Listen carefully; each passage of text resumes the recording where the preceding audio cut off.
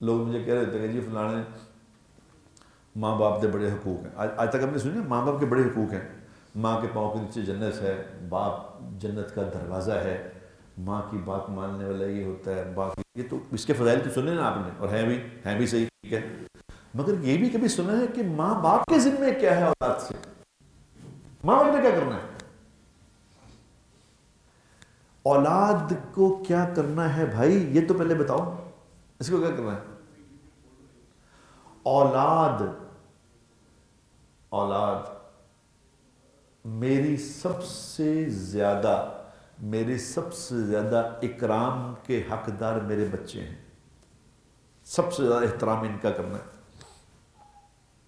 اپنی اولاد کا احترام کرو. ہم تو جس معاشرے میں پلے، مجھے یاد ہے چھوٹا سا ہوتا تھا تو ہمارے والد صاحب تو ہمارا یہی اکرام کرتے تھے، جتنے گل کی تو لپڑ منہ تے بنا، کچھ تھوڑی سی بات کی تو چپیڑ. یہ تھا یہ ہماری تربیت تھی.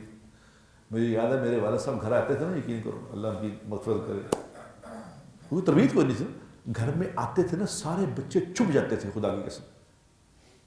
ابا آ گیا، ابا کوئی ولن آ گیا، ولن کوئی ڈاکو گھر میں آ گیا، چھپ گئے سارے.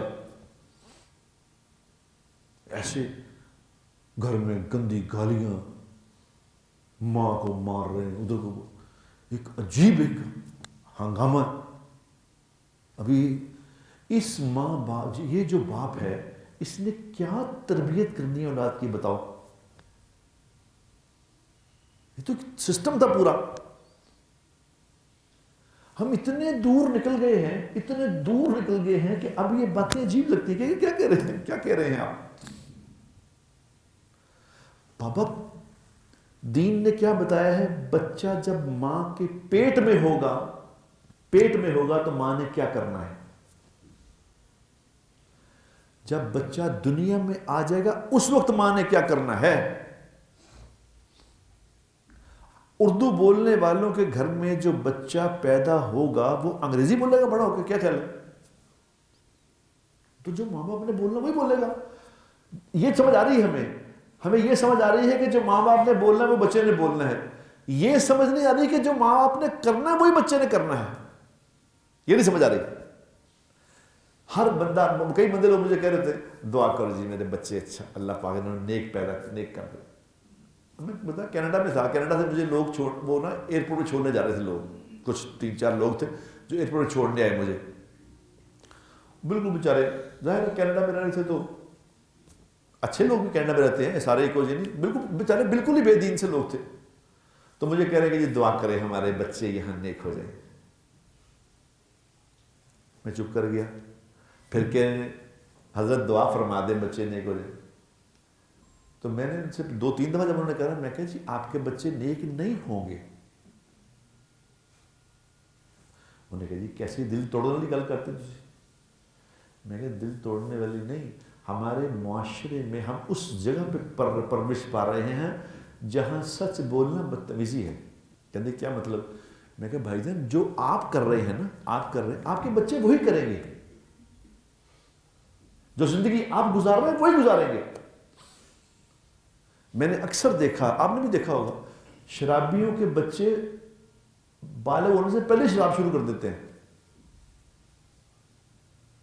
ایک میرا ایک جاننے والا ہے بیچارہ، زندگی ساری اسی طرف 2 نمبر زندگی. تو مجھے کہہ رہا ہے کہ جی اولاد دعا کرو میرا پتر تو کچھ محنت کرو. کہ جی محنت تو اس پہ ہو چکی ہے.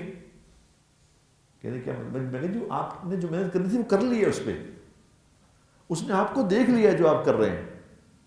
اولاد آبزرو کرتی ہے کہ میں کیا کر رہا ہوں. وہ جو میں کر رہا ہوں وہ سیکھنا اس بچے نے. میرے کہنا نہیں سیکھنا، میرے کہنا نہیں سیکھے گا وہ.